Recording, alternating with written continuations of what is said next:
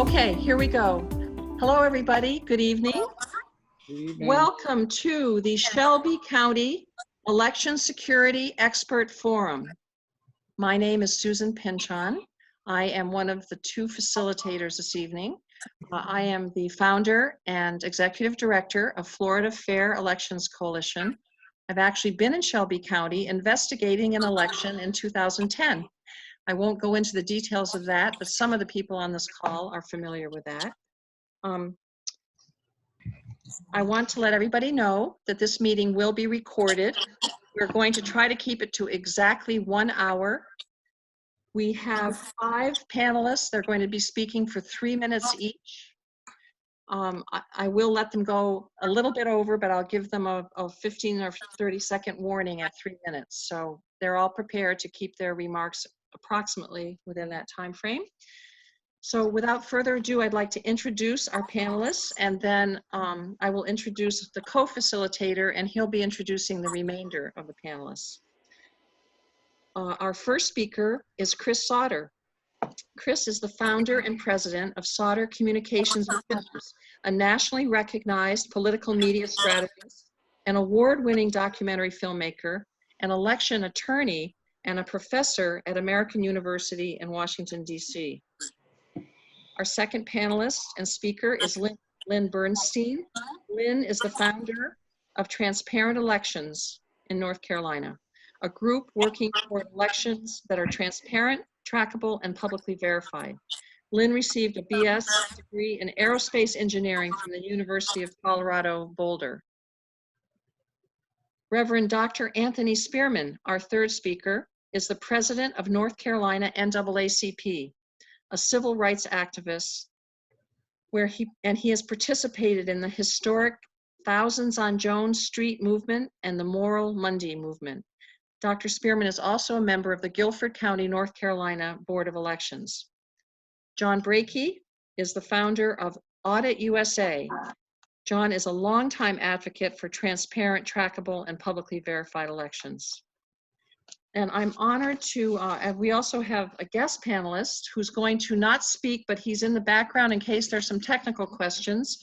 Garland Favorito co-founded Voters Organized for Trusted Election Results in Georgia, which is a nonpartisan, nonprofit, all-volunteer organization. He has served as a career information technology professional with over 40 years of in-depth experience. And I'm honored to introduce the co-facilitator, who is Dr. Jeff Warren. And Dr. Warren, I have his information right here. Sorry, okay, here we go. Dr. Jeff Warren, who is from Shelby County, is a family physician in Memphis for over 30 years. He has served over 8 years on the Memphis City School Board. He's currently serving as a Memphis City Council member in his first term. He is on the Memphis-Shelby County Joint COVID Task Force, and he has voted in every election since moving to Memphis, to his knowledge, in 1988. Welcome, Dr. Warren. And with that, I'll turn this over to Dr. Warren to introduce our final panelists and any other remarks that Dr. Warren would like to make.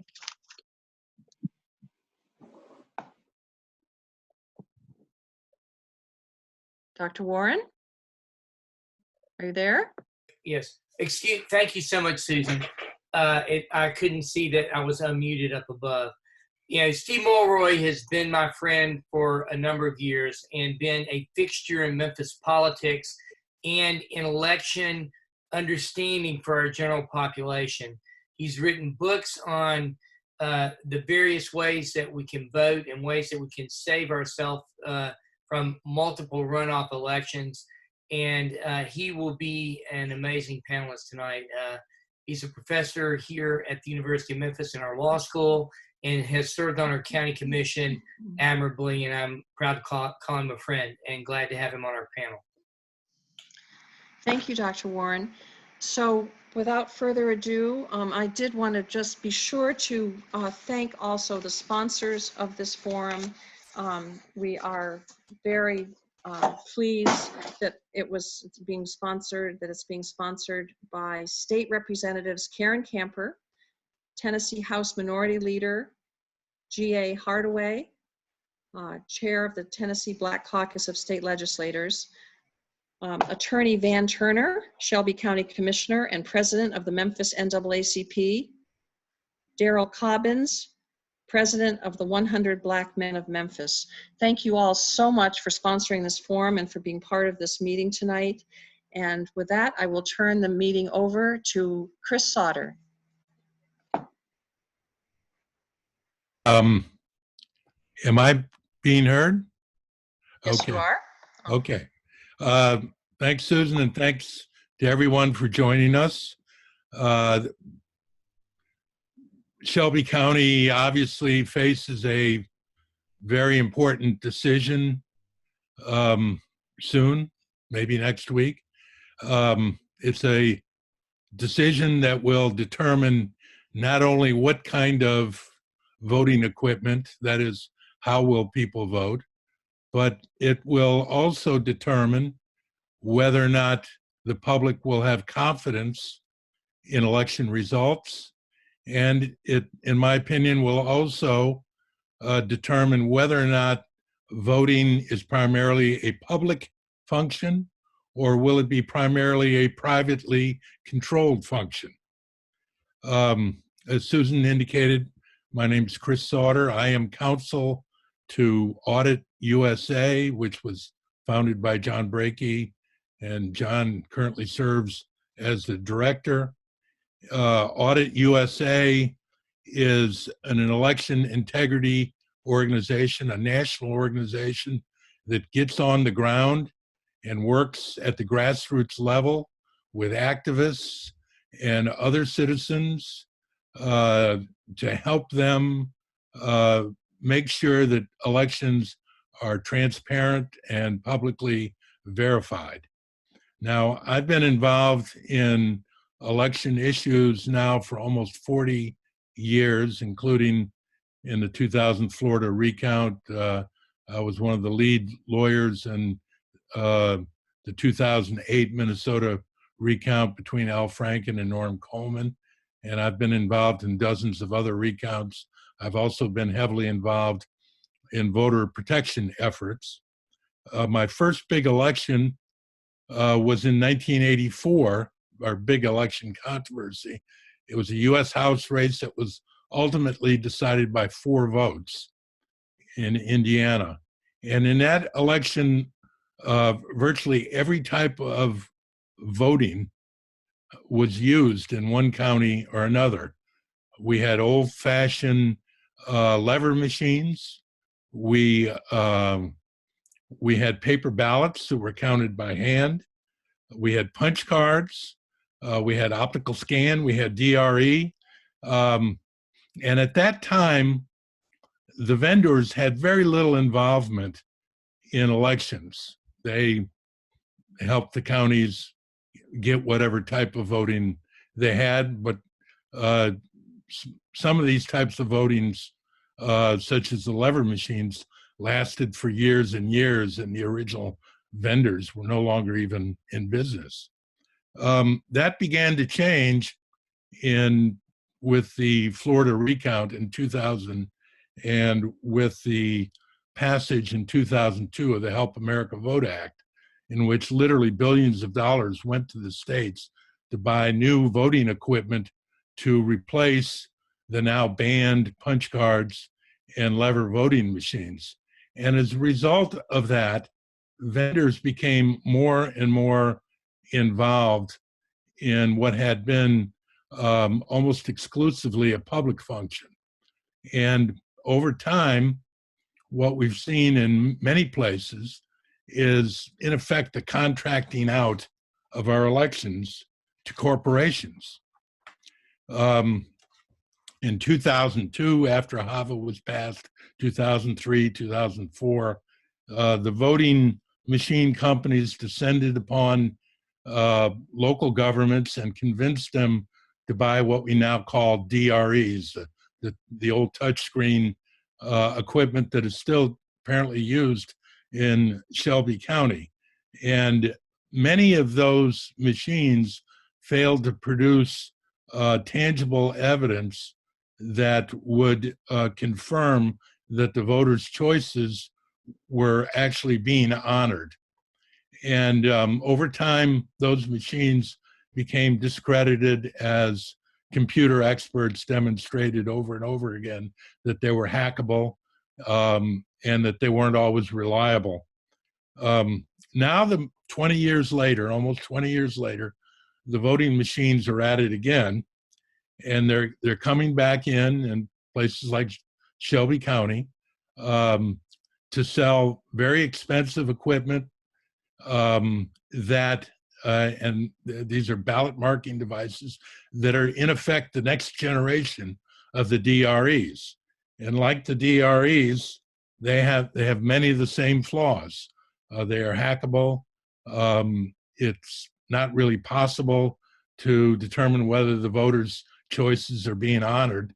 The one difference is that they appear to have dealt with many of the complaints. Voters get these what are called summary cards, so voters oftentimes feel like their choices are being honored. All of this is to say that that we now have, we're increasingly, as I say, a system that is being privatized. And in Shelby County, apparently, election or officials on the election board and on the county commissioners are being told that they can't see the bid. They don't even necessarily know who the vendor is. It appears to be a no bid contract situation, and there may be a conflict of interest with the director of elections and the vendor, because she worked for a vendor, most likely that the vendor that is being brought in to bring in these new ballot marking devices. None of this should be acceptable to either the public officials or the taxpayers. And I'm not really aware of any other place in the country where the information that should be made public is being hidden. The bottom line is this: BMDs should not be adopted as the primary method of voting because they introduce security issues, risks. They are unacceptably expensive, and they, in many instances, produce waits for voters to vote that aren't present in other forms of voting. If you add to that the fact that we are in the middle of a pandemic, when the country appears to be moving, at least in the short run, toward mail voting, it's really hard to understand why anyone would be promoting electronic in-person voting. I believe America's at a crossroads in its in the election process, and we're turning over our elections. We have been, as I say, for the past 20 years, to faceless profiteers and compliant bureaucrats, and taxpayers are being pilfered in the process. And if we don't stand up now and deny this and force the process to be public, it may be too late. And so with that, I would turn it over to our next speaker, which I believe is Lynn Bernstein. Thank you, Chris. I probably should be introducing people as they're speaking to remind people, so I will, again, for Lynn, just to let people know that Lynn Bernstein, our next speaker, is the founder of Transparent Elections in North Carolina, a group working towards elections that are transparent, trackable, and publicly verified. She received her degree in aerospace engineering from the University of Colorado. Thank you, Lynn. Welcome. Thank you, Susan. I first want to start by saying that elections are not easy. they're actually really hard. There's a lot of complicated parts to them. And just to kind of give a general overview before I get into some details, because I do really like details, how we voted before in a large majority of the country was on a single machine, and North Carolina is getting rid of these machines, where a voter would go and they would make their selections on essentially a DRE, a computer, and they would vote on that computer, and their vote will be counted on that computer. Now what we're doing is we're separating the voting process into two processes. One, the voter is voting, and then the second part is how we count our votes. So for tonight, I really like to focus on how we actually vote. And there are two options. One is using a pen, where a voter would bubble in their selections. And this is something that I've been doing since I was in grade school. I think most people understand how to fill out a bubble. And then the second way is what's called a ballot marking device. And this is sort of a computer marks your ballot for you. Now, one of the questions that doesn't often get asked is, why do we have ballot marking devices? Well, the main reason is that the disability community needs those. They have a right to vote independently and privately, just like the rest of us. But the rest of us don't need those expensive, complicated, and insecure voting machines. We can do it with a pen. And I hear from a lot of elections officials that it's so much harder to use hand-marked paper ballots because they have to have so many different ballot styles. And there is ballot on demand printing, which North Carolina utilizes for its early elections. And what I would say to those people would be, my understanding is that Shelby County can save roughly $7 million by going with hand-marked paper ballots versus a ballot marking device. And what I would say to those elections officials is, go to your local school board, go to your local teachers union, and explain to them that you don't want to do a little bit of extra work maybe, and then that money maybe then won't go for raises or for paying bus drivers. Guilford County, Dr. Spearman, I'm sure will talk about how Guilford County really benefited from the hand-marked paper ballots. One of the reasons, and aside from the cost, hand-marked paper ballots are the only way to cast your vote that can't be hacked. You're using a pen, so you're verifying your vote as you vote. You're going down the list, you're verifying it as you go. Whereas if you vote on a ballot marking device, you might get something like this that comes out. It's about this size. And I'm required as a voter, I'll show you, this one's a little bit more beat up. I've had it for quite a while. But I would have to remember every single name and an item that I voted for. So I would make my selections. This would come out of the machine. As I'm walking this over to the tabulator that I put it in, I'm having to verify all of these selections. It's been proven that people do not have good visual memory. This is an almost impossible task for the majority of Americans. Also, some studies have shown that more than 50% of people don't actually verify their ballots, and those that actually do try to verify their ballots aren't able to do it correctly. So I've asked elections officials, why do you want to have all voters vote on these ballot marking devices? And what they say to me is, people are terrible at filling out their ballots. That is literally the one and only reason they are citing for wanting these ballot marking devices. I will say that is really just anecdotal evidence that's, the machines that read those ballots have gotten much, much better over the years. They will reject ballots that have been overvoted, or that have, if people have put an X instead of circling that bubble, the machine will actually reject that.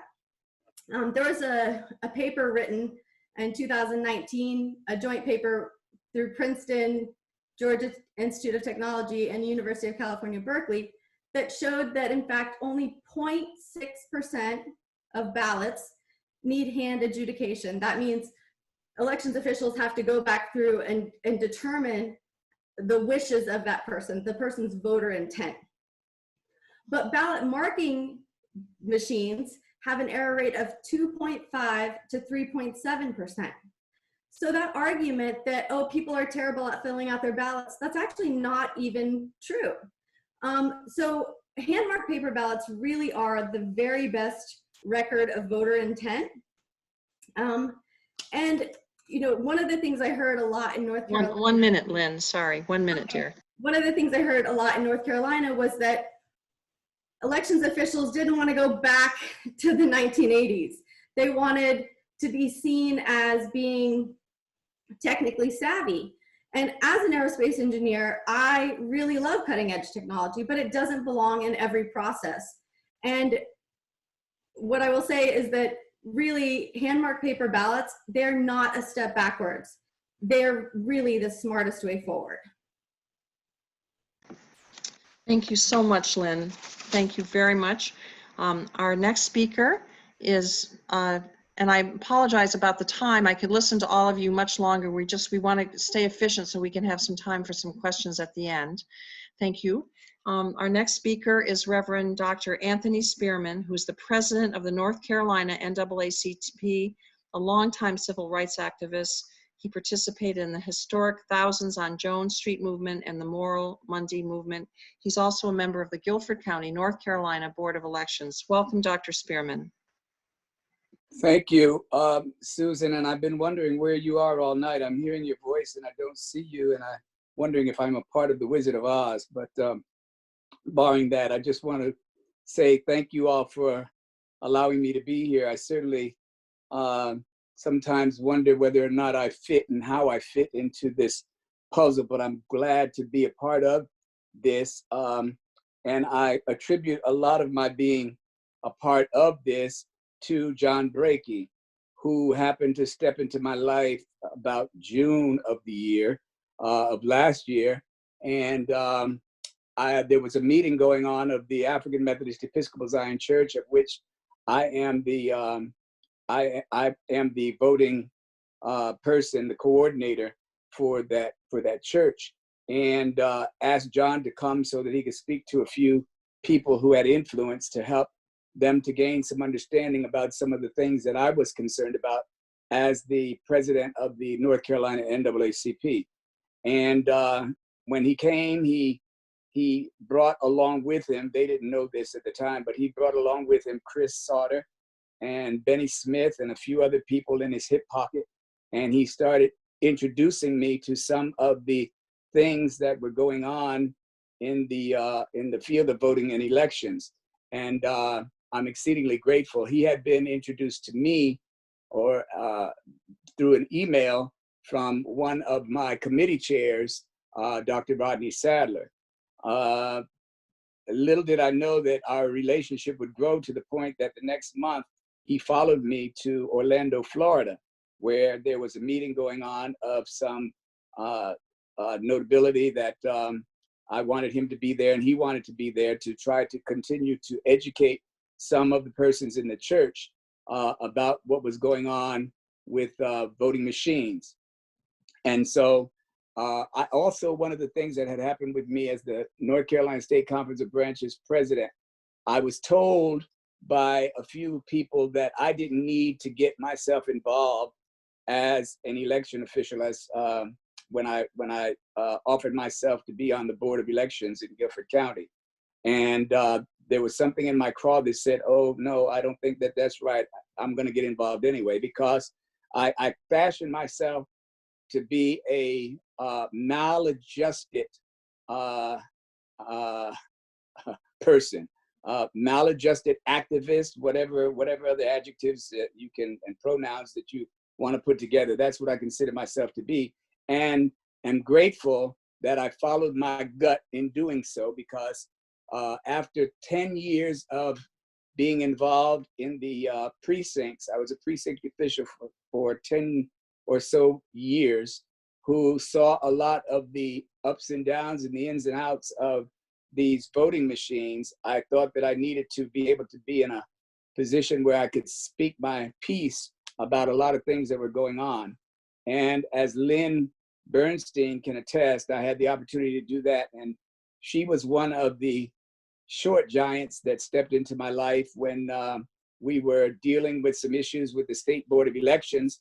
And Lynn, in her inimitable way, was able to convey some things that people were like, where's this coming from? Where did this woman get this experience from? Where did she learn how to, this expertise? And little did I know that she went to school for what she went to school for, but thank God that she did.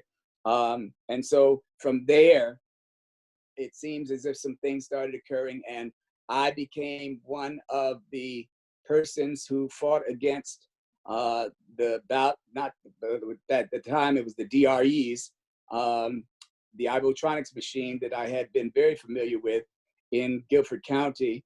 And then when we started talking about these BMDs that were getting ready to surface, and I learned some things about them from John and through Chris and through Benny and Lynn and others, I became adamant that those things didn't need to be in the Guilford County Board of Elections, and fought against, and I have to say, fought against some people that I didn't think I had an opportunity to win against, but I was able, with the help of my friends, to get them to move away from electronic voting machines to hand-marked paper ballots.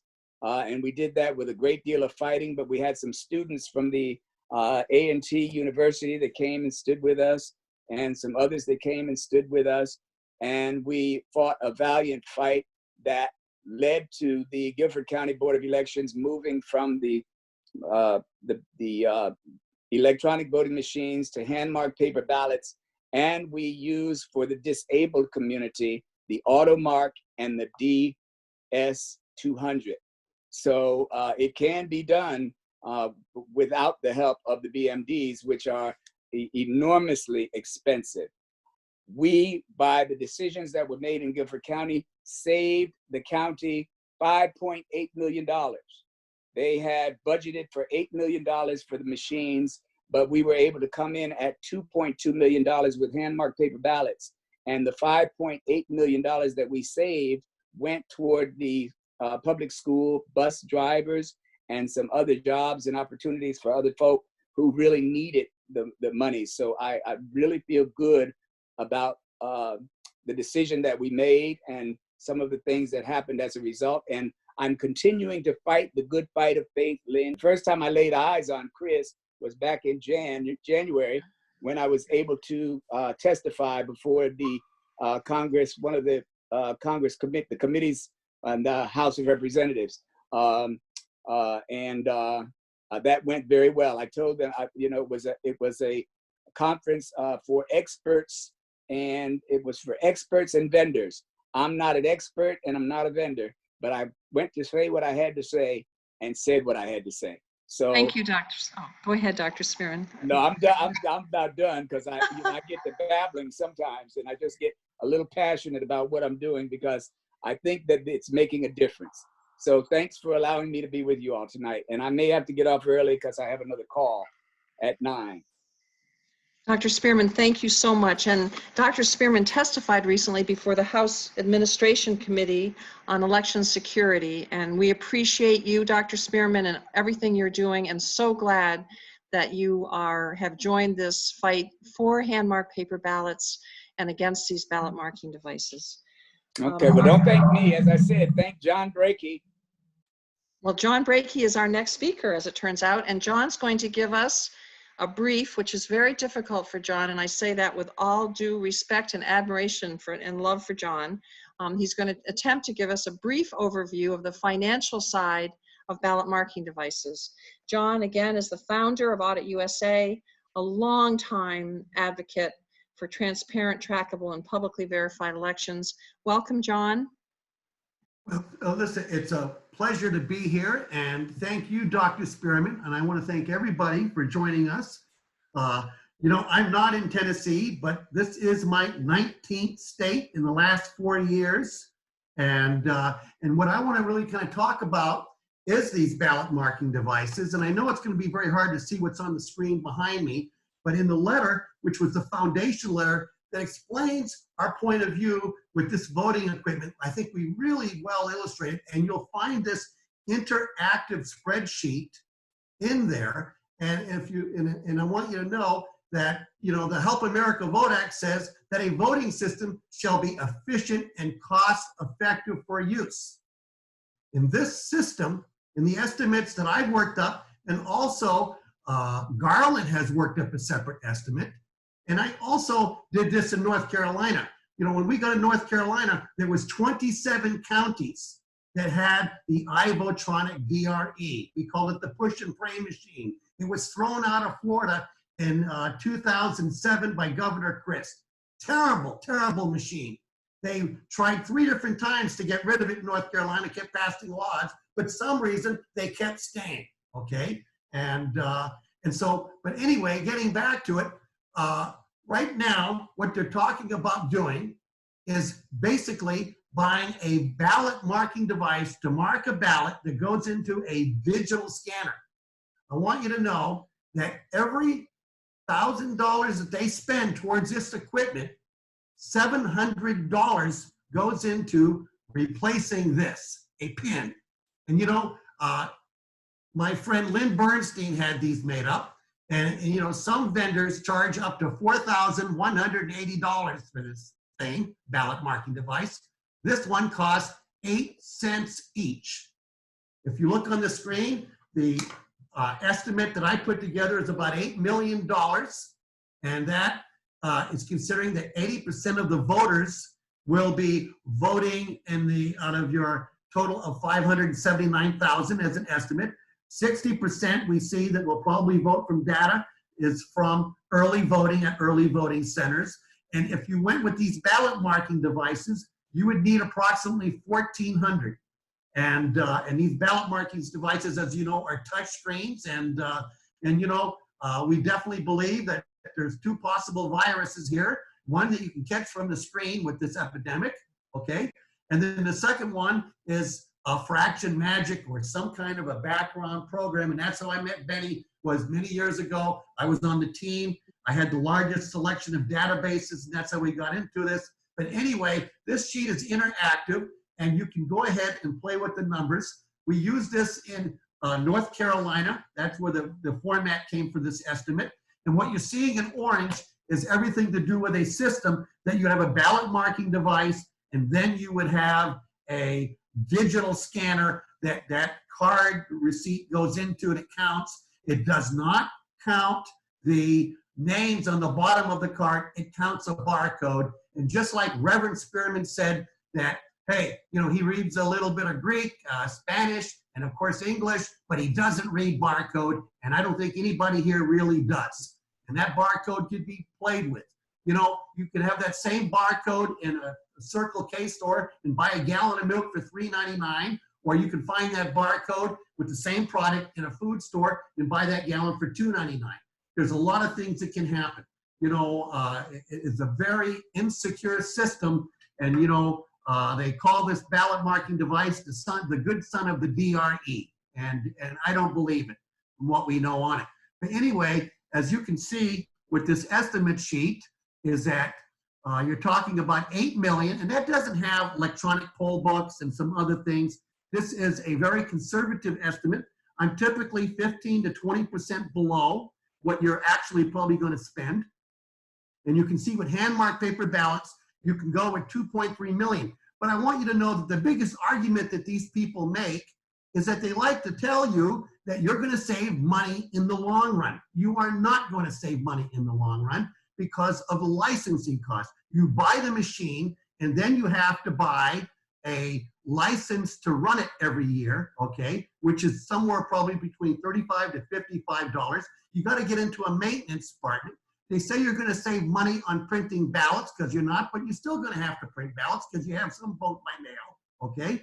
And I want you to know that a ballot typically costs about 24 cents each printed. Now, you're going to buy cardstock off these people, and it's going to range between 16 cents per cardstock to 9.5, depending upon the size, okay? So if you add all this up, you're not going to save any money, okay? You're going to go in the hole, and you're going to wind up making these vendors a lot more money, okay?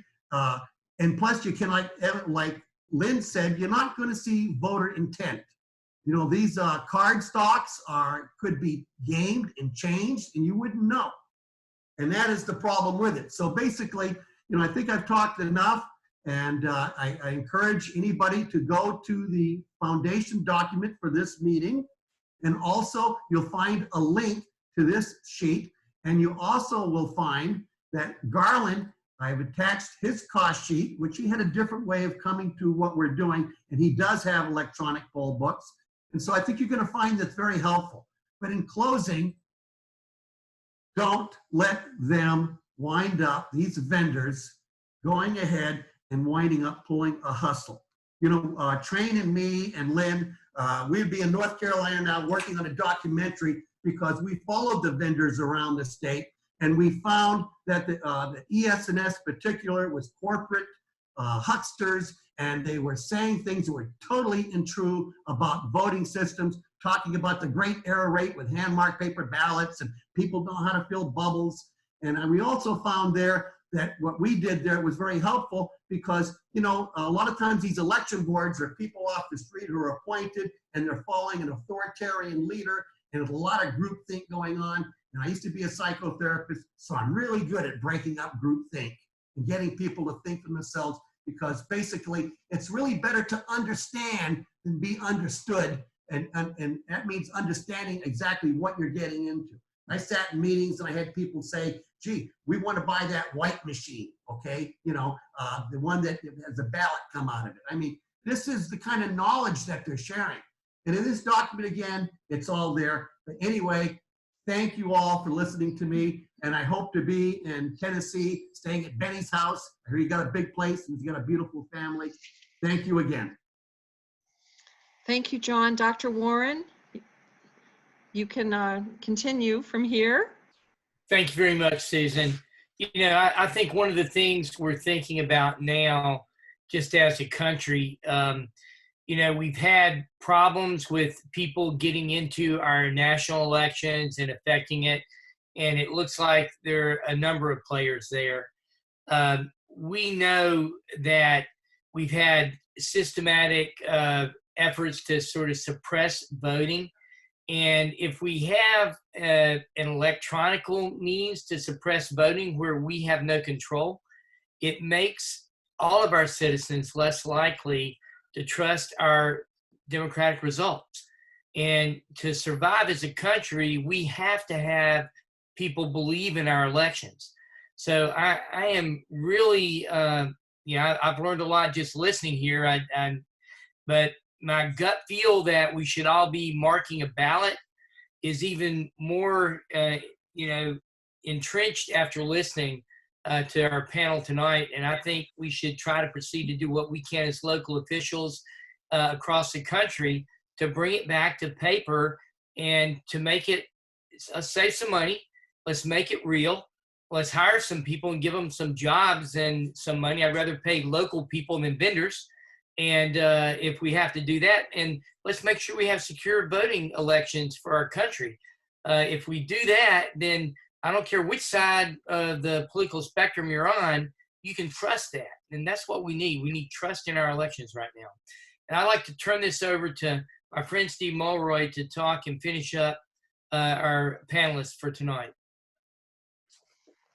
Well, thank you very much, Dr. Warren. Ms. Pynchon, should I continue? Yes, absolutely. Yes. Thank you very much, Ms. Pynchon and Dr. Warren, for introducing me. You know, I mean, it's been an impressive array of experts from different parts of the country with different areas of expertise. They're all sort of converging towards the same result here. I'd like to kind of point out to any local people that are listening that this event should be clear that there is a widespread consensus among election security experts nationally that hand-marked paper ballots are superior from a election integrity perspective to ballot marking devices. I believe there are several different tabs in the binders that we distributed to the members of the Election Commission and the County Commission that demonstrate that. This just sort of is the icing on the cake to reinforce that. I'll also point out that from a local perspective, those of us who are here in Shelby County know that there's a real issue with respect to voter confidence in the integrity of our elections. And that was demonstrated last Wednesday, April 1st, when the Election Commission had a meeting like this, and the phone lines were literally flooded. They had to start over again and reopen the phone lines because there were so many concerned citizens. And during the public comment period, there were well over 100 impassioned comments for hand-marked paper ballots and only a half a dozen for ballot marking devices, and many of them had some sort of connection to our election administrator, Linda Phillips. All of this to say is that I think it is clear that if we're going to maintain public confidence in our elections here in Shelby County, we need to A, go with the hand-marked paper ballot system, and B, do it now. Do it this month, do it in time for 2020 implementation. If we kick the can down the road and say, well, we screwed things up, there's issues with transparency, there's issues with, how we can do tele meetings in the time of the coronavirus. Let's just decide this in 2021. I think that will even more exacerbate the lack of public integrity that we have in the current elections. Now, I'm not going to go over things that have already been said by others. We had some information about cost savings. I'll just mention that there is really no dispute that in terms of initial outlays, we're going to be saving something like $6.5 million this fiscal year by not having to buy 1,100 expensive ballot marking devices instead of 160, one per precinct for our disabled voters. That's money that can be used right now to fill the deficit that we have in Shelby County. Those of us who have been paying attention know that the Shelby County Commission, our funding body, is really struggling now with a loss of revenue because of the coronavirus situation and a deficit that needs to be paid. I know that there have been some objections to hand-marked paper ballots from, like, for example, Senator Kelsey, who had concerns about the human error involved in filling out paper ballots. Now, we know Ms. Bernstein has already showed us studies that show that that is not the case, that you actually have less voter error with hand-marked paper ballots as opposed to ballot marking devices. We ourselves locally did a survey of what the national empirical studies were on this question. And those studies, which we sent to the Election Commission and the County Commission, show that there's really no difference in terms of what experts call the residual voter rate, the number of top of the ballot choices that are not shown by a voter, suggesting that there was some sort of voter error going on. They're really roughly comparable in either a DRE, computerized touchscreen situation, or a paper ballot situation. I know also you've heard some national objections about voter fraud with paper ballots. There's no shortage of empirical studies that show that those states that have no excuse absentee balloting, or the 5 states that just vote by mail entirely, have no higher incidence of voter fraud cases or voter fraud allegations than other cases that are other states that are using more touchscreen approaches. So there's really no reason based on cost, human error, fraud, or voter security. There's really no reason basis for going anything other than a hand-marked paper ballot system, which also happens to be the system that will help us fill our current Shelby County deficit and reassure the voters that we'll have public integrity, election integrity in Shelby County. So let me just conclude by suggesting that if there are people, either in the County Commission or Election Commission or the decision-making bodies, who still have some sort of doubts about the superiority of a hand-marked paper ballot regime to a ballot marking device regime, it seems to me that the simple approach would be to go ahead and have a ballot marking device, one, for every precinct for our handicapped voters, and use the same scanners that we would be using for a BMD system anyway to also accept hand-marked paper ballots, and then have a compromise system in which every voter can show up and say, I want to use a hand marked paper ballot, or I want to use a ballot marking device. There's really no reason not to go that way. And it seems to me that would kind of make everybody happy here, and it would still save $6 million and still give us the kind of election integrity that I think everybody here very much wants. So I'll just conclude with that. And thank you very much for the opportunity to speak. Steve, I think one of the things we need to talk about is COVID. People are worried about transmitting, the virus and things along that line. Right. And, you can just as easily clean a pen as you can clean a touch screen. Probably you can do it a little bit more effectively with less alcohol or cleaner. So I think that should be a non-issue as we go forward with this. And actually, Dr. Warren, I'm glad you reminded me about that, because I think the coronavirus situation really changes the equation here and gives an additional reason for moving towards hand-marked paper ballots. I believe you were the one, Dr. Warren, that educated me on this. And the coronavirus is apparently going to last 1 day on paper, but it could last 3 days on touchscreen machine surfaces. So given that you're saying it's just as easy to clean a pen as it is to clean a touchscreen, it would seem that the coronavirus equation would tilt heavily in favor of hand-marked paper ballots. I plan on carrying my own pen. And I think it's a reasonable thing. Most people have a pen. If they don't, let's give them clean pens. Good. Thank you both so much. And I have gotten a message from George Munger, who's also from Shelby County. He very much, was not a scheduled panelist, but he has something he very much wants to address. And I'd like to thank Steve Mulroy and Dr. Warren for their recent comments. I guess I'd add one thing, which is too much cleaning of a ballot marking device of the screen might actually damage the screen at some point. And secondly, hand sanitizer, which people might well use after using the touch screen, will erase the ink on the ballot summary card that's produced by the ballot marking device. That's thermal paper. And Lynn Bernstein, that was going to be part of her presentation, I thought, but she actually did a test on that. And hand sanitizer will erase the ink on that summary card on the thermal paper. So yet another reason. How But convenient. George Munger, are you there? And welcome. Can you hear me? Yes, we can hear you, George. Okay, I promise to be brief. As I was listening to Mr. Brakey there, I just wanted to just chime in on a couple things. In 2010, we had a very difficult election where we really still don't have an answer. I was appointed to the Election Commission soon after.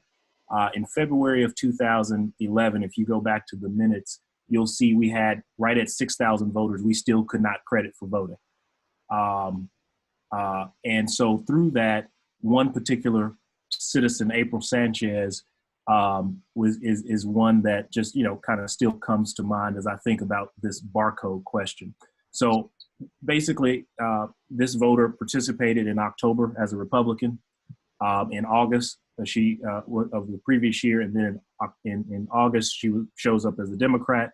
When you kind of look through the poll book, the process will involve scanning barcodes. And so you had one poll book record that reflected something very different than the barcode scan. So I went back and forth with then Administrator Richard Holden to try and determine which one was this voter. She was a Collierville voter, showed as one event in the electronic poll book, the printed barcode as another party declaration. And it, to me, underscores the risk that you have of not being able to read the barcode. And then we settled with, at the time, Chairman Robert Myers and then Administrator Holden, acknowledging that we needed to change the process. We needed to no longer have this middleman with this barcode methodology. So again, that's just one instance, and that was back in 2011. Another, I guess, thing I just wanted to point out is from a cost perspective. If you think that these ballot marking devices are a cost saver, I encourage you to look at the cost of the citizens of Shelby County and the commissioners to look at the expense of the batteries for the electronic poll books. It was well documented that our poll books would go down quite a bit out in the field. And the same battery that goes in my car, I think it's about $6. The markup from the vendor was massive. And these batteries, we were replacing them. We had about 24, I guess we were sued 24 times. So that means we had an election about 24 times in my 2 years there. And so that battery, the expenses from these vendors are extremely high. Again, I encourage you to look at the cost of the poll book part. And finally, just from that perspective, I had a chance to look at some of the minutes and such from the Election Commission, and this is a very different body. And because this body, it's the tails wagging the dog. Look at this commission. There is a real, I think, concern that the concentration of power with the administrator, that without having the proper transparency. I understand that the commissioners don't have access to the tabulation room, for example. They don't have access to RFPs, for example. I have the technical specs from 2011 when we started to replace the voter registration system. So because the commissioners have been removed from the authority that the state grants them, I think there's real concern with not having further transparency in the barcodes and such. So that I just wanted to kind of share. There's some real risk in that that methodology. George, thank you very much for your comments. We're technically at the end of when this meeting was supposed to begin. We did start 10 or 15 minutes late. We have not had an opportunity for questions, and Erica Sugarman is going to introduce our first citizen or person with questions. Erica? Yes, thank you so much. And I want to thank everybody, all the panelists. You all have been very informative. We have a very concerned citizen. Her name is Sarah Wilkerson. She's attended many meetings, including Shelby County Election Division meetings, as well as the Shelby County Commission meetings. Sarah Wilkerson has a question. Go ahead, Sarah. Thank you. Can you hear me? Yes. Thanks. First of all, I have been using the Shelby County Election Commission's data, the data they released to me, as well as spent a great deal of time looking at the paperwork on the 2018 election. And I was very, very concerned because when I took one set of data, the daily early voting from many places, but one place in particular, it turned out that the tapes that showed how many people voted early voting at that place did not match the data of how many people voted from that place who had actual precincts. So I don't know who those ghost voters were, but because of the kind of system they use, there's no way to reconcile why there would be fewer people voting with a precinct than who actually voted on those machines. So that got me thinking about security. So if we have the ballot, the ballot on demand printers, will they also keep track of how many ballots from each precinct are being printed out so that we have an additional security check? In other words, that if we have only so many ballots coming from a particular precinct being printed out, but so many more being counted off somehow, then clearly something's wrong. So it just stands to reason that having the print on demand ballots by precinct give us an extra security check. So I think that that's a question, for one. And two, my husband and I were in Durham County for years, especially during the Jesse Helms, Harvey Gantt senatorial campaign. And we witnessed a strange failure of the DREs in our particular precinct, heavily African American in Durham. And it occurred to me that what can be useful, how that can be useful for us is, should there be any disabling of machinery, it seems like it's far cheaper to have backups for the ballot on demand and the scanners. Can you hear me? Yes. Yes, and we need to know your question also, Sarah. Thank you. Okay, well, the first is about the ballot on demand. Will that give us a precinct count that we'll also be able to check as security? So that's one question. I could answer that. Is that I am a fan of ballot on demand, using it at an early voting location because you would have multiple. But at a precinct, they should print the ballots and have them set there. That would be less expensive because they can print them in bulk and put them there. Early voting, you need to. Now, ballot on demand tracks all the ballots with a counter. You can see how many ballots they printed, and they should handle it just like anything else, is that, how many ballots were printed, how many ballots were used, how many were spoiled, and track that. And that should be on the daily reports is what it should happen on that. So basically, yes, ballot on demand is a good thing in order to save money and not have waste of ballots using an early voting. At a precinct, I would not recommend it at all. You should be able to know what's coming and have extra ballots printed for that precinct. Thank you. And I guess my final Sauter, I think it's an important question, if I could. John, can I just add a little bit to that? Yeah, please do. Yes, Scott. In addition, as you mentioned, the ballot on demand system can be Could you integrated introduce, with. go ahead and tell people again who you are. Okay, so I'm Garland Favorito with Voter GA. I just wanted to add a quick comment to what John said, that the ballot on demand system can also be integrated with the voter registration system. Therefore, that's also an additional security feature of those.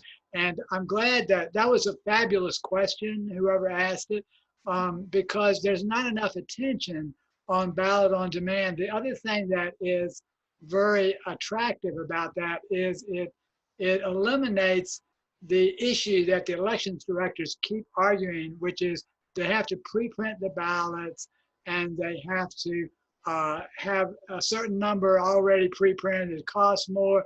They have to track them, and they're always complaining about that. So the interesting thing about ballot on demand is it takes away that argument. The elections directors are much more likely to go for a hand-marked paper ballot solution if it includes ballot on demand at most of the polling locations, like the early voting. So that's something. There's really three options, and I think that we as election integrity folks miss that. There are three options. There are hand-marked paper ballots, there are ballot marking devices, and there's ballot on demand. So I'm glad that that question came up, and I think we should keep a little focus on that, because that takes away a lot of the arguments that people make against hand-marked paper ballots. Thank you. Thank you, Garland. Thank you so much. I'd like to, Lynn Bernstein, let me know that she has a couple more comments that she would like to make. I'd like to take one more question, and then we're going to call it a day. Thank you all so much for participating.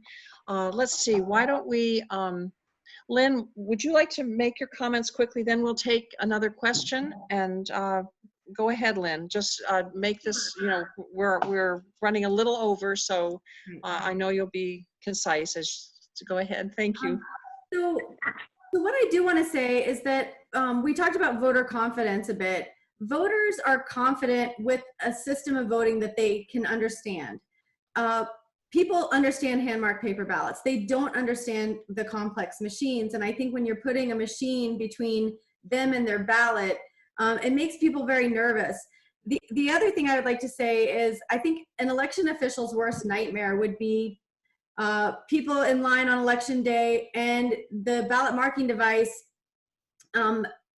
breaks or glitches, and there's no real way to recover an election if a lot of voters come to the election officials and say, hey, when I looked on the screen, it only showed me half of the races that I was supposed to be voting for. With a hand-marked paper ballot, you have the original physical record of what the voter actually saw and voted on. With a computer, there's no way to know what choices were actually given to the voter. And so you really can't recover an election if something goes wrong with those computers, with those ballot marking devices, but you can recover an election and mark paper ballot.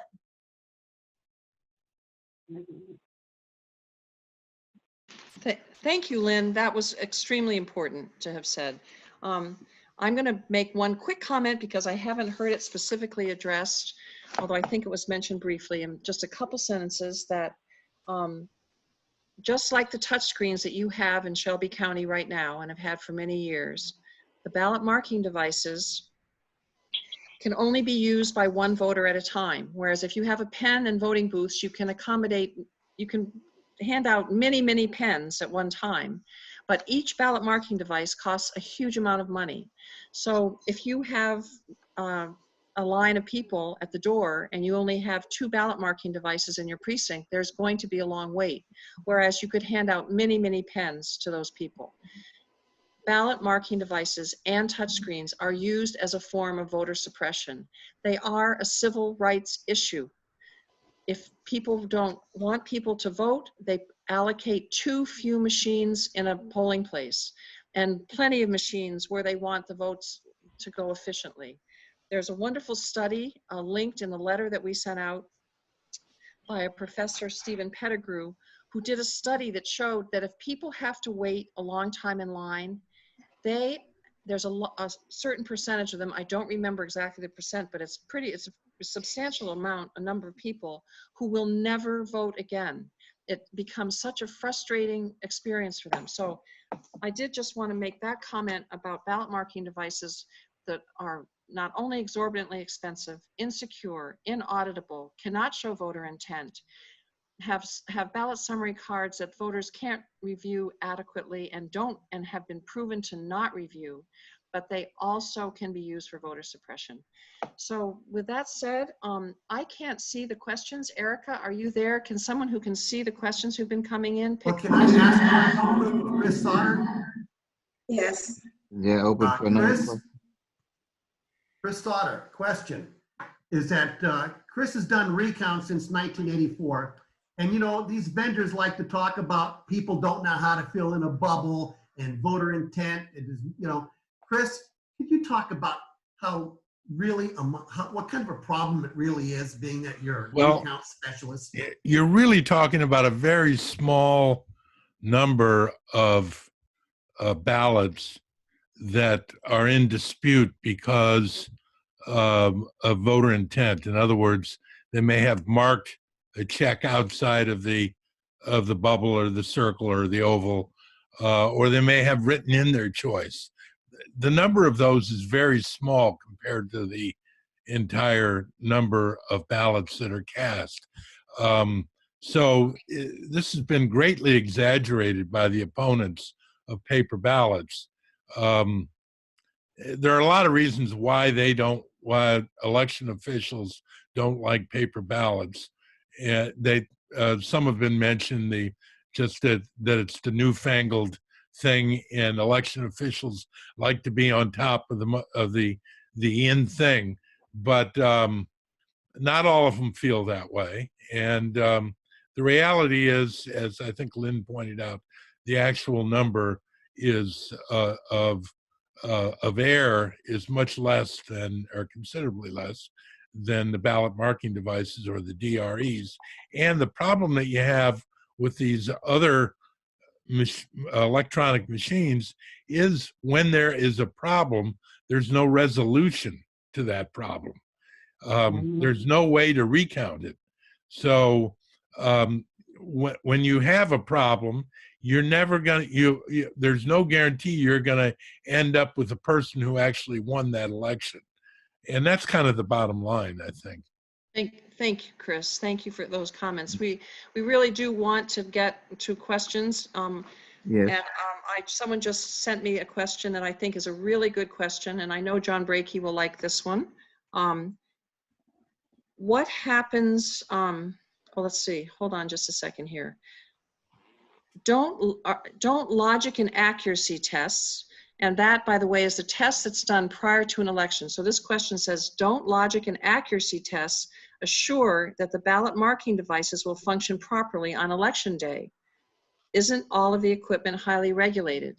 And if you all don't mind, I'm going to turn this over to John, because this is an answer that will really sort of startle all of you, I think. Go ahead, John. Well, thank you. That is a great question, because, you know, I travel the country. I'm a front linesman. I go into election departments and I ask them, how do you know that your election results are good if you're not doing audits? And they go, oh, Mr. Brakey, we run a logic and accuracy test. And some places even say they do it afterwards. But I know that a logic and accuracy test only proves one thing. It's working right at this moment. It's a computer. Now, I'm not a technophobe, okay? I believe computers can add better than people can. But I can tell you something right now. There's some people, I don't want programming computers, especially with this secret software that we're voting on.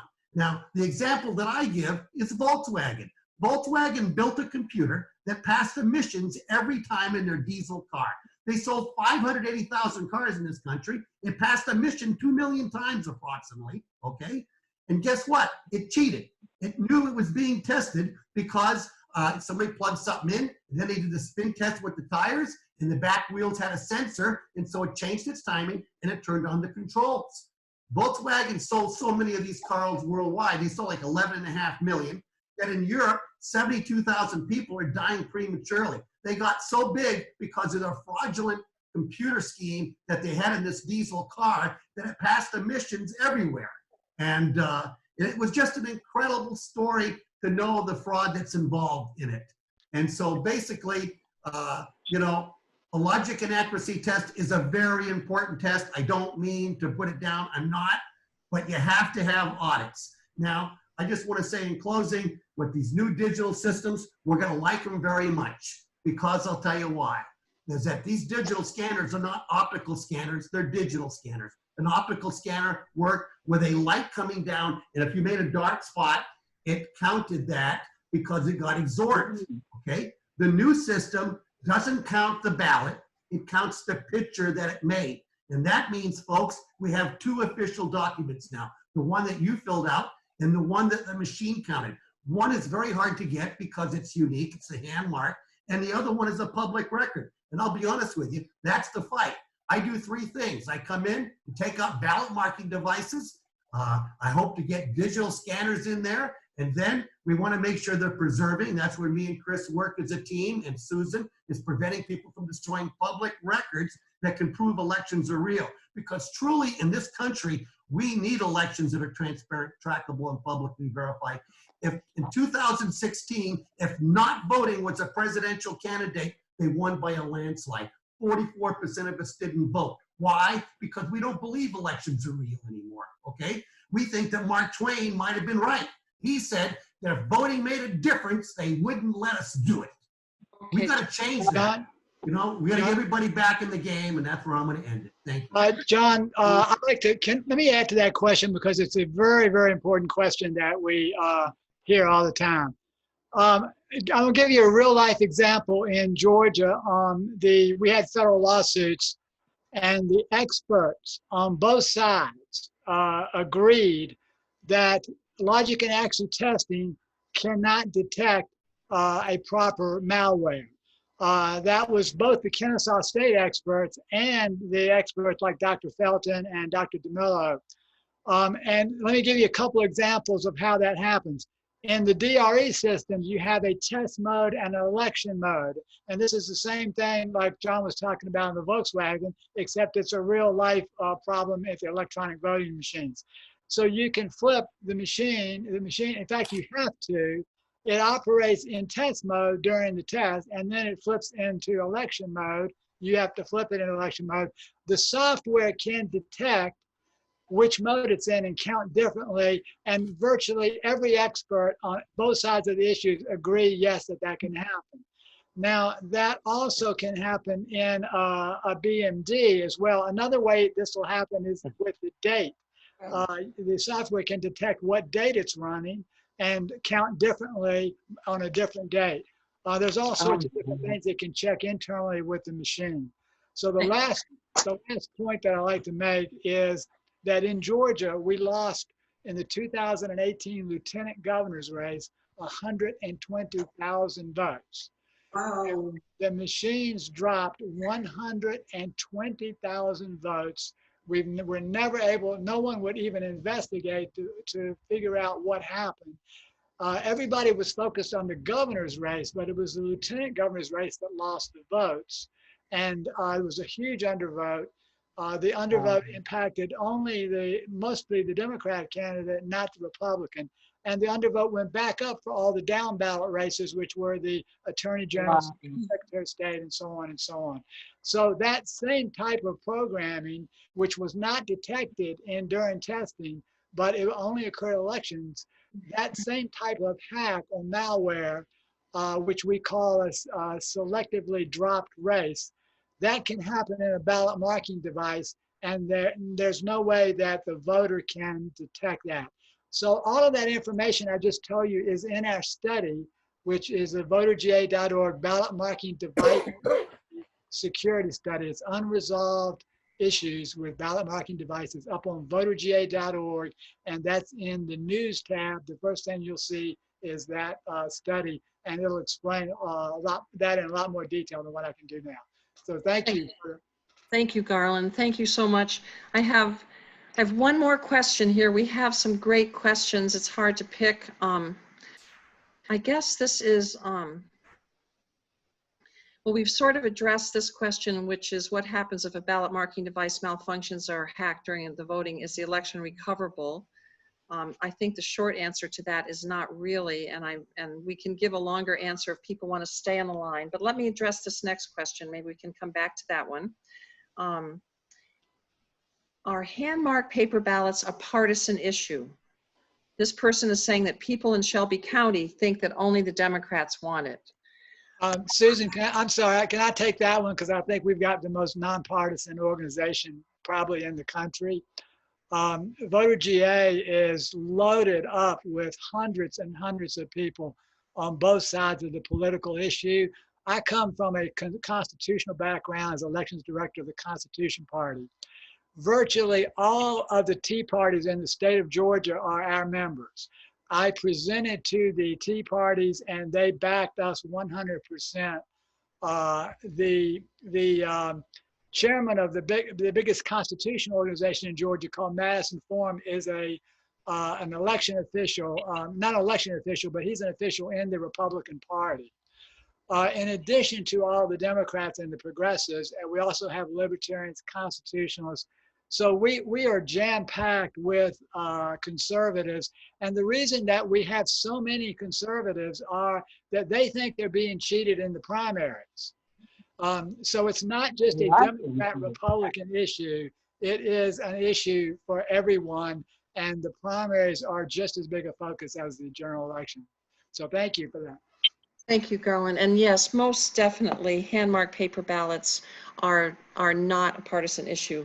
The reason for hand-marked paper ballots is that election security experts agree, and in the letter that we've sent out, there are some excellent reports by people who are not only election experts, but they're also computer scientists, stating that hand-marked paper ballots is the only type of voting system that is truly verifiable, because the voter is verifying as they're filling out the ballot. Whereas on every other type of voting, there is a computer between the voter and the eventual vote, and no way to know that the voter's intent is being reflected by what the machine is stating. So yes, it's definitely, if anyone else wants to speak up about that, but hand-marked paper ballots are the furthest thing from partisan. They are the secure, reliable, and least expensive way of voting, and the way of voting that does not end up suppressing votes by having too few people being able to vote on those machines. Thank you. How you get a question in? Oh, just to address the cost quickly again, because this is another question about that. I listened to the Shelby County Commission meeting the other day. There is between a $6 and $7 million shortfall already in the Shelby County budget. he was asking, the chair of the commission was asking department heads to make significant cuts in personnel and other expenses because of COVID-19. The shortfall is going to be even greater. Here we have almost exactly the amount of the shortfall in the difference between hand-marked paper ballots and ballot marking devices, a savings of approximately $6.5 million that can go back into the general fund to help make up that shortfall. This should be a no-brainer. To spend that money now with all the faults of those ballot marking devices would really be not a responsible action on the part of the Election Commission. I know the County Commission has already voted in favor of hand-marked paper ballots, but the Election Commission needs to understand that the will of the voters and to serve the voters of Shelby County, they really must go with hand-marked paper ballots. Thank you. Mhm. Okay, I think If I could just say one thing is, the Steve last, okay, Rosenfeld John, is you on. can end. John, you can end. We're going to end after John's remarks. Let me just thank wanted to say one thing is John, that I want to thank everybody. John, just 1 minute. I'm going to let you end, but I just want to thank Okay. some the other people who've joined the call, the public officials who are on the call, Election Commissioner Benny Smith. Thank you so much for being here. This is just the beginning of the discussion. I know that people are passionate on this subject, and John, we'll let you wrap it up here. Thank you all so much for being here tonight. Thank you, Susan, and thank you, everybody. And I also just want to introduce one other person who's here, who is a tremendous election reporter across this country.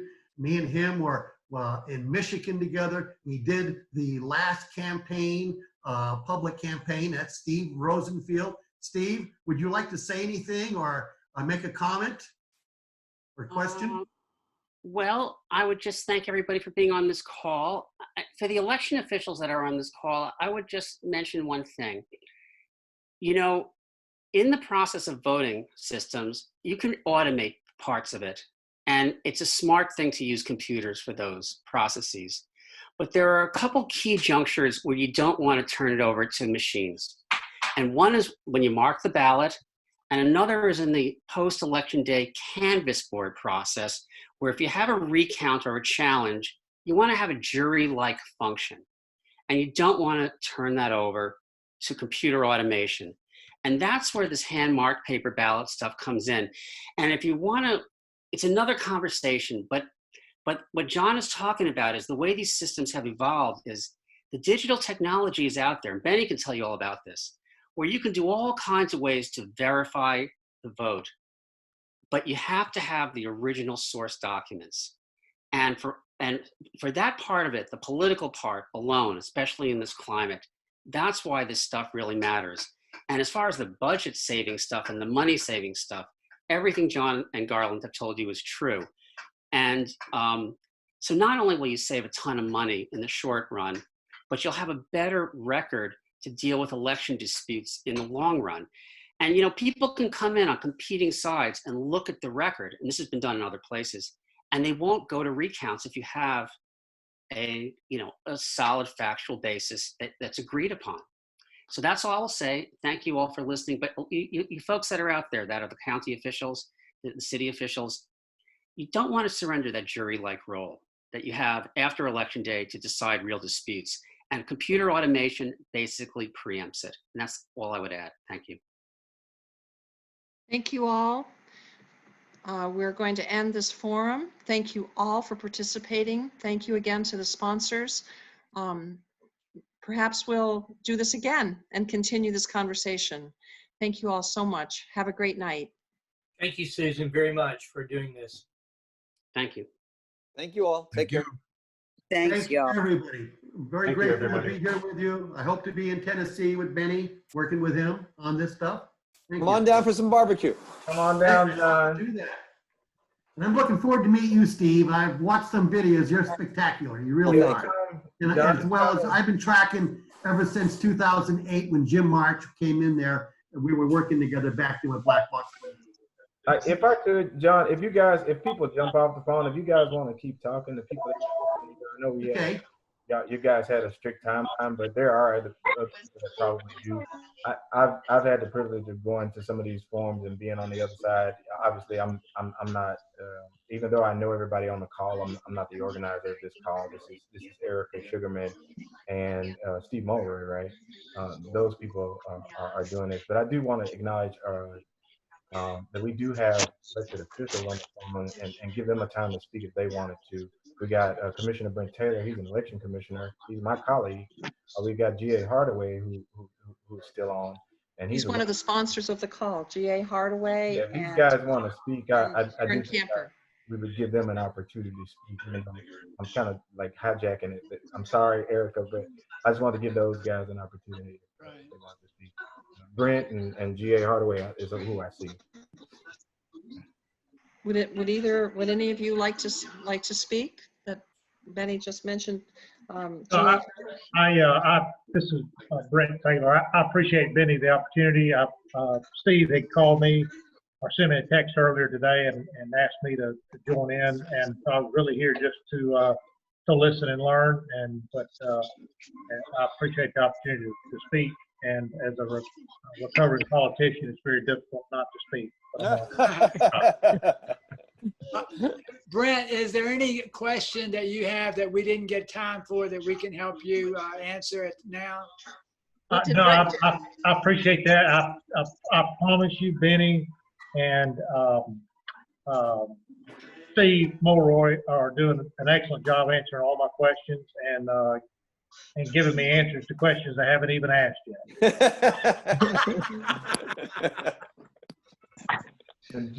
If may, Madam Chair. Yes, go right ahead. One of the things that might aid us in moving this forward, the paper ballots or the paper trail, is being able to quantify those costs for lawsuits, the costs for maintenance, ongoing maintenance and replacing machines, the lost productivity of voters standing in line. Has there been any type of studies where we can quantify those type of costs and be able to apply those to the different opportunities that anywhere in the nation, but particularly in Shelby County? So yes, there are studies. They're in the letter that we put out. There are several studies. I'm sorry, could the last speaker identify himself? I'm not from Shelby County, so I'm so sorry. Oh, Mr. Hardaway, thank you so much for speaking up. Yes, there are studies. I'll let Garland also address that, but there are numerous studies, and we can be sure to get those to you, to Mr. Taylor, to Benny Smith, to anyone else who's interested. But go ahead, Garland. Yeah, that was a great question. So we also, John and I both have got studies that cover both the initial cost of the machine and the ongoing expenses, which you get into the maintenance, the licensing, the testing, the logistics of moving all those things around. But another interesting point that you made that is the lawsuits. Georgia is spending, we've spent at least, $500,000, we probably have a couple $1 million in lawsuits just on the machines. So the state has spent several $1 million in defending the lawsuits, and they're also are going to end up having to pay the court costs for the plaintiffs because plaintiffs won a ruling last year that the DREs were unconstitutional and they were being banned, and that can be several more $1 million. So that's a great point. And of course, Georgia was not prepared to think that they were going to spend multi-million dollars in not only defending the lawsuit, but losing the lawsuit. So great point, great question. If I could pose for you, Garland, was that Coalition for Good Government? Was that Marilyn Marks? Yeah, that's right. That was the lawsuit that won last year. And they defended our lawsuit before that. We had a lawsuit that went to the Georgia Supreme Court years ago, and we lost in the Georgia Supreme Court. We learned we had more violations. We thought it'd be better to sue in Georgia court because we had more violations. But it turns out you have so much politics in this kind of a lawsuit, you need to take it to federal court. You have a better chance of winning. That's something I see some former commissioners that are still on. I see Norma Lester, if she wants to say. I will say, as a commissioner, I've actually been asking for the financials. I would like to see how much Shelby County. I know we've had a lawsuit every single year for a good decade. So I'm sure we got a pretty healthy number too. But I will be asking again as a commissioner for our data. And Benny, one more thing, we still have two more lawsuits pending against the ballot marking devices now. So in addition for voter privacy, or I think I've seen one. Well, actually, yeah, I'm sorry, I forgot that one. So there's three. Yeah, there's one for voter privacy, and there's two for the unconstitutionality, because in Georgia picked this, the barcoded voting system that embeds all the votes and accumulates them. They're all hidden in barcodes, 100% unverifiable. So currently, in addition to all the millions and millions of dollars they've already spent, they still are fighting 3 lawsuits with our taxpayer money, which could be used for other things. I've been asked to ask Jackson Baker is a reporter from Shelby County. Jackson, do you have any questions? Oh, turn your microphone on, Jackson. Oh, Jackson, we can't yes, hear okay, you. here I am. No, Steve had asked me to tune this in. And interestingly enough, I had seen a notice of this meeting, did not know he was involved in it, and had written him earlier, wanting to know if he thought I should watch it. I've watched it. I've enjoyed every second, and I've learned much about it. And I will ask him persistent questions about things I don't quite grasp just yet. We're happy to answer anything now if you have any questions. Anybody else? Mr. Taylor, Van Turner, I see you're on the call. Welcome. Anybody else that has who's on the call who has our county official who has a specific Susan, I'm going to step out now, unfortunately. Okay. This has been No, I extremely think we useful. all. Yes, Yeah. thank you. And happy birthday. It's Steve Mulroy's birthday, and he joined us on his birthday to help democracy. Thank you. Thank you. Thank you. Happy birthday. Thank you. Take care now. Good night, everyone. Madam Chair, Yes. my name is Carnisa Dillard. I'm a regular citizen, and I am a community activist and a poll watcher and a poll supervisor. And I'm involved in a lot of things in the community. And one of the things that I just wanted to make a statement. I've been working the polls for years, and I believe the hand ballots would be a great asset for this election coming up, because I watched on the last election we had here in Shelby County, one of the polls didn't start until an hour, like an hour and 15 minutes late. And we reported it. And what happened was they couldn't get the computers to come, they couldn't get the machines to come on. And they called their inspector, and it took her a while to get over there in the Hickory Hill area to try to get it on, and she had trouble getting it on. And we thought that they were going to allow them to stay an hour and 15 minutes later so that the people could vote, and they did not. And so they filed the complaint concerning that. But if they did have the hand ballots, then everybody could start on time and wouldn't have to be waiting for these, for them to get the computers up, make sure that everybody was all running. And some of the other places had started late, and we wouldn't have these problems.